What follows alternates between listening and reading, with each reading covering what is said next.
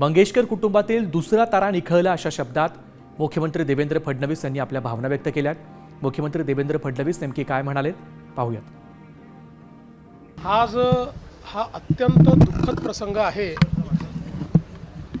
की मंगेशकर कुटुंबियातील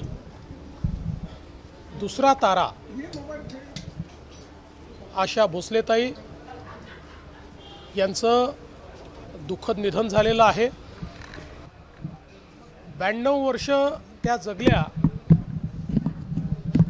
त्यातल्या बहुतांश काळ वयाच्या 5व्या-6व्या वर्षापासून संगीताची सेवा केली, ती अखेरच्या श्वासापर्यंत।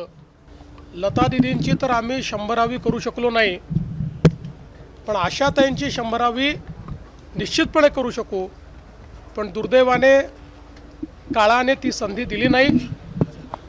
आशाताईंसारख्या सुविख्यात, जगप्रसिद्ध आणि ईश्वरीय आवाज असलेल्या एक आमच्या गायिका आमच्यातनं निघून गेल्या। मी त्यांना विनम्र श्रद्धांजली अर्पण करतो।